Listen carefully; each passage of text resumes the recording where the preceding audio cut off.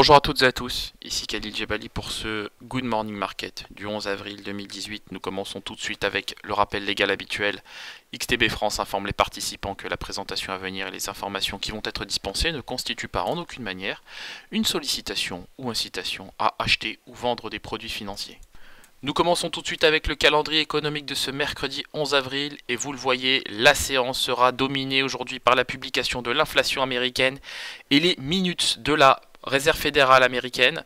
Donc, par ailleurs, on prendra aussi connaissance de l'évolution de la production industrielle pour le mois de février au Royaume-Uni, du discours de Mario Draghi. Vous le savez, il y a une véritable cacophonie au sein de la BCE. Monsieur Nowotny s'est déclaré en faveur d'une remontée du taux de dépôt de 20 points de base. Ça a littéralement provoqué la zizanie hier sur le marché des changes. Le porte-parole de la Banque Centrale Européenne a ensuite démenti le propos de Monsieur Nowotny. Donc effectivement, on peut désormais parler de cacophonie ouverte et même généralisée au sein de la Banque Centrale Européenne. Il est temps que le président préside, et c'est ce que fera sans doute Mario Draghi tout à l'heure à 13 h au cours de son discours. Allez, on attaque tout de suite avec l'analyse de la paire euro-dollar et vous le voyez, l'euro s'inscrit en hausse face au dollar. La toile de fond est parfaitement haussière. On est porté par les moyennes mobiles à 25 et 100 périodes. Je pense tout simplement que l'euro-dollar retrouvera le niveau des 1,24 $ pour 1 euro à court terme. Et que le discours de Mario Draghi, effectivement, ne changera rien, malheureusement, à la toile de fond que nous avons en ce moment. Puisque M. Nowotny, j'ai envie de dire, puisque M. Nowotny, c'est un peu le porte-parole des faucons de la BCE. Et le porte-parole de la BCE, c'est un peu le porte-parole du discours de M. Draghi, tout simplement. Donc de son président qui se veut, lui, plutôt dovish. Donc c'est assez intéressant à suivre, mais je ne pense pas que tous ces éléments empêcheront l'euro-dollar de rallier le niveau des 1,24 $ pour 1 euro. Nous poursuivons avec le DAX 30 et ce qui est étonnant, c'est que l'envolée de l'euro ne pénalise pas du tout le DAX 30. Pour l'heure, le gap formé hier matin à l'ouverture des cotations est toujours là, est toujours présent. Donc je continue de viser un comblement de ce gap sur le niveau des 12 275 points. Je pense que les prix retrouveront la moyenne mobile à 100 périodes. C'est curieux, celle-ci correspond bon an mal an au support du gap formé effectivement hier matin à l'ouverture des cotations. Donc tout cela est quand même très intéressant. Mais pour aujourd'hui, j'aurai clairement un fort biais baissier sur le DAX 30. Voilà, en direction des 12 275 points. Le gold. Le gold, forcément, quand l'euro s'envole, le gold fait de même. Et bien, pour l'heure, le gold évolue autour des 1344 $ l'once. Bon, donc notre biais acheteur, c'est bel et bien matérialisé au travers du toucher des 1337 et même 1339 $ l'once. Nous pensons que ça va continuer et que ça continuera en direction du niveau des 1347 à 1350 $ l'once. Le WTI.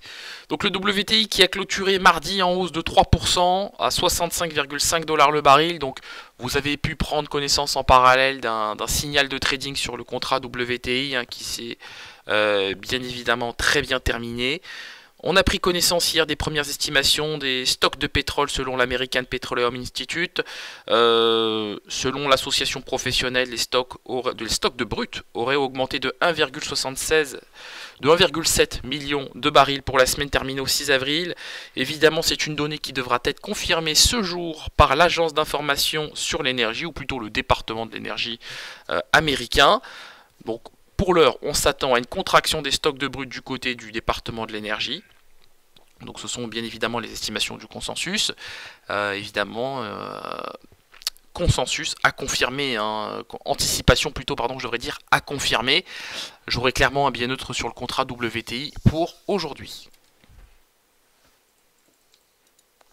L'indice S&P 500, voilà. Donc au moment où je vous parle, le futur indice S&P 500 évolue en tendance baissière, puisque les prix fluctuent sous la moyenne mobile à 21 périodes. Néanmoins, malgré cette tendance baissière, je conserve un avis acheteur sur l'indice S&P 500 et je pense que les prix retrouveront le seuil des 2660 à 2657 à 2660 points sur l'indice S&P 500. Bien que j'anticipe le comblement du gap sur le DAX 30, ce n'est pas pour autant que j'anticipe une correction de l'indice S&P 500. Je pense que cet indice sera justement porté par les minutes de la réserve fédérale de ce soir. Je pense que on aura une inflation américaine très positive, puisqu'hier on a pris connaissance d'indices des prix à la production très positifs. Donc je pense que l'indice effectivement sera porté par tous ces éléments. Le Bitcoin. Le Bitcoin évolue au-dessus des 6750 $ l'once. Donc ça c'est plutôt intéressant. Au moment où je vous parle, on fluctue autour des 6810 $ pour un Bitcoin. On pense que la toile de fond haussière va se poursuivre, puisque les prix au moment où je vous parle fluctuent au-dessus des moyennes mobiles à 7 et 21 périodes. On a un avis acheteur sur le Bitcoin et nous pensons que l'actif retrouvera le niveau des 6950 $ à court terme. Voilà, on se quitte sur cette note. On se retrouve évidemment à 15h15 pour notre live trading du jour. Donc on reviendra sur toutes ces thématiques, on reviendra sur la cacophonie au sein de la BCE, on vivra aussi ensemble la publication des stocks hebdomadaires de pétrole, donc ça c'est plutôt intéressant. On verra l'impact de ces datas sur le contrat WTI.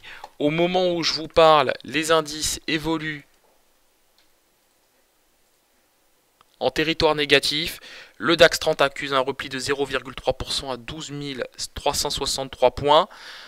Même son de cloche pour les futurs américains, on évolue en territoire négatif. On voit que la volatilité à terme progresse de 1,7% sur le seuil des 20,5% de volatilité sur l'indice S&P 500. Merci à vous et à tout à l'heure.